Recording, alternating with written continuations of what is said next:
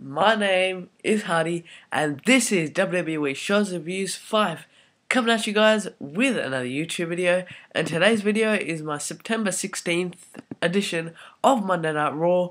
It's a review for Monday Night Raw, so yeah. So before I start this video, make sure if you guys have Twitter, go over to the link down below. It's my Twitter page, twitter.com/WWE Shows Reviews, and follow me on Twitter. So yeah, if Facebook's not your thing, go over to facebook.com/WWE Shows Reviews 5, smack that like button on my Facebook page, and message me on there. So yeah, I just finished watching Monday Night Raw. It was a really good show. I really liked it. Like, it had some good moments, had some bad moments, but yeah, overall pretty good show. So yeah, we started off with the new WWE champion, Daniel Bryan. Yes. I didn't review Night of Champions, guys, because I didn't really like the pay-per-view. So yeah. But anyway, yeah, we open up with the new WWE champion, Daniel Bryan. So that was really cool to see him. And we're in Miz's hometown tonight of Cleveland, Ohio. And yeah, so he's getting the crowd going yes. And yeah, then out of nowhere we get Triple H to the ring. Like, he's talking about how the fast count happened last night at Night of Champions. How Daniel Bryan hit the running knee and then got a fast count on Randy Orton, and then they compared the both.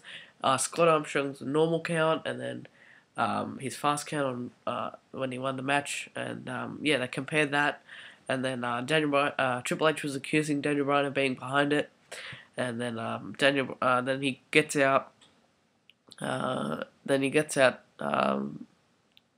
He gets out Scott Armstrong, and he says, they've got us to Bryan, so I think it's a work, maybe. Like, he doesn't know. Like, Bryan had nothing to do with it, so it was pretty good. Like, it was pretty cool, like, how they worked that out. I really liked it. Like, it seemed pretty cool. I like how that went out, and yeah. So yeah, they've got us. Scott Armstrong says so. It's that, and then Triple H is like, he's vacating the title. So I was like, what? He vacated the Daniel Bryan's WWE Championship? So that was weird. And then Daniel Bryan refusing to give over the title. So and then Triple H reminds. This was just great. It was just, Triple H was like, he's a disgrace to the WWE along with his family. Like, it was just getting him even more angry. Like, Daniel Bryan was just like getting him even more angry. So yeah, I really liked it. Like, Triple H is awesome as a heel. I love him as a heel. He's just sick. So it's best for business. Then Randy Orton comes out, and he looks pretty upset, and Triple H tells Randy to calm down, and Triple H will handle the situation. And then he asks again for the title from Daniel Bryan. Daniel Bryan refuses, and he yells like, no. And then Randy Orton gives the RKO to Daniel Bryan, and then Triple H takes the title and then leaves. So that was pretty cool. I like that. Even though Daniel Bryan got beaten up again, but I think Daniel Bryan's going to have his moment soon enough at the next pay-per-view. He'll win the WWE Championship again, hopefully. Yeah. So then we have Triple H and Stephanie McMahon arguing backstage. So I thought, whoa, what's going on here? Stephanie McMahon going to have a face turn or something? But no, and then Orton walks up and demands his title back. And then Stephanie McMahon gets in Orton's face, and that he has to prove himself to Stephanie McMahon and Triple H and Miss McMahon. So then, yeah, he says, okay, I'll do it, or whatever. He just leaves. Then we have an awesome match between the United States champion, the leader of the Shield, in my opinion, Dean Ambrose, versus the show-off, Dolph Ziggler, in a really, really good match. I really like these two guys. They got good chemistry in the ring, but I still feel Dean Ambrose and Dolph Ziggler with that should be in the World Heavyweight Championship picture. But yeah, they have put on a really good match, and Dolph Ziggler wins with the zigzag, as Dean Ambrose is about to hit the headlock driver, which is a stick finisher, by the way. He's about to hit it, but then Dolph kind of counters it into the zigzag, so it looked really cool. So yeah, Dolph Ziggler gets a victory over the United States champion.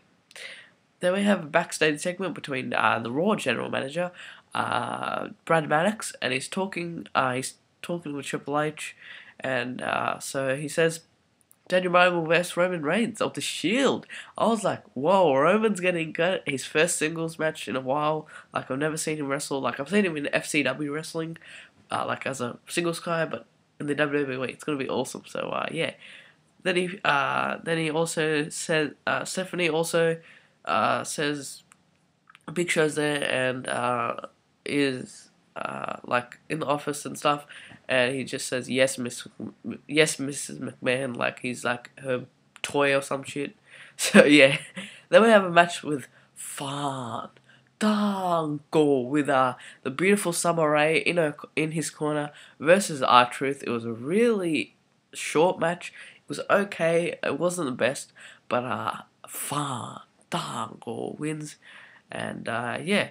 It was really good to see that Fandango got a victory, and yeah, Summer Rae is awesome in the in like the manager role. So yeah, then we have Dusty Rhodes, the American theme, Dusty Rhodes, tried to do a best Dusty Rhodes impersonation, but yeah, he is trying to get he's in the ring with Seth McMahon and the Shield and Big Show, and Dusty Rhodes is trying to get back his son Cody and Dustin, aka Goldust's job back, and Stephanie is like, you have to do this, blah blah blah. Like she was not really accepting it really, and yeah, so he's trying to get his job back, and he says that, but Dusty Rhodes then like he kind of started arguing with her. And then out of nowhere, then Stephanie McMahon's like, alright, what would you rather? Get dismantled by the Shield, which they had steel chairs in hand, or get knocked out by the Big Show? And he had, like, he was like, he just couldn't say a word. He was just like that. Like, he was just like, holy crap, what should I do? So, the Big Show's like crying. He's like, sorry, Dusty, and then just knocks him out, and that was pretty emotional, like in that scene. But I guess it was alright. Like it was an okay segment. But then yeah, Dusty Rhodes get knocked out by the Big Show, and he takes him to the ambulance, and Big Show gets in the ambulance as well. So yeah, then we have a Divas match, which was Natalia and AJ were on commentary for this match, and we had Brie Bella and the Funkadactyls, Naomi and Cameron versus Layla, Alicia Fox and Oksana, and yeah, we had that match, and yeah, it was like okay match. It was not that bad. Brie Bella won. Brie Bella's team won, and during the match we had AJ on commentary, and Natalia's headset wasn't working, so that was pretty interesting to know that her headset wasn't working, and they were just all blaming AJ and stuff. So yeah, it was okay. And then in the end, after the match, we had AJ and Natalia face off. They had like a stare down, and AJ's holding the Divas title. So yeah, it looks like they might have a match down the line. I'd love to see AJ versus Natalia versus Brie Bella. That would be an awesome match. I just want to see that match. That would be awesome. Maybe at the next pay-per-view. Then we have Damian Sandow versus Rob Van Dam. Really good match. I really enjoyed these two guys in the ring. They're really good. They have some good commentary, good chemistry. Sorry, and yeah, Damian Sandow got a job entrance in this match. So I was a bit surprised, but yeah, Rob Van Dam won this match with a 5-star frog splash, and we had a botch at the end with Damian Sandow's song playing instead of Rob Van Dam's, and then 2 seconds later we got One of a Kind starting to play again, so that was pretty funny. And yeah, then we have Triple H backstage with Scott Armstrong, and he was just talking about the pin situation and all that, and he says sorry, but you're gonna have to let go, and Armstrong was like, what the hell, man, what's going on?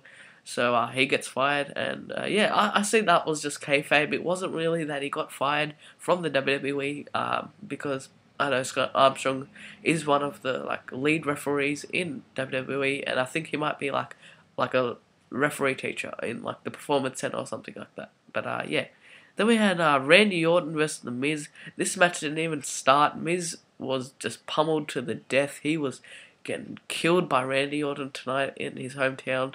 So I think that was kind of cool. I liked the heel Randy Orton as well, and I think that was cool. Like, just in a way, it was cool. But I think Miz probably had a dark match. Like, after the show, he would like say hi to his crowd and all that stuff. So yeah, Miz just got pummeled by Randy Orton, and when he also Randy Orton put Miz's head onto the chair, and I was like, hold on, is he gonna punt him? Is he gonna punt him? But no, he didn't. He just hit a high knee, and just went like that to his throat. So yeah, it's alright. I liked it. It was pretty cool. Then we had Paul Heyman come out, and Ryback and Curtis Axel. Curtis Axel went for like 2 seconds. He just said hi to Paul, and then he left. And then that was pretty cool. It was a weird segment actually. This was actually pretty weird because Paul Heyman kissed Ryback, and I was tweeting about it, and Anyway, it was a pretty weird segment, and it was just talking about how he won, and how in the record books it will be Paul Heyman bet CM Punk. So he was calling himself the best in the world. I love Paul Heyman. He's just awesome. He's gold.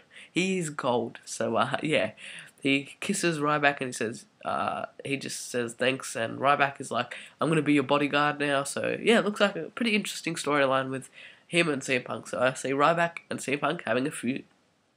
Then we have the Real Americans, we the people, versus the Usos versus Tons of Funk. Great match. I really enjoyed this match. The Usos won, unfortunately. The Real Americans didn't, and I really like Jack Swagger's new haircut.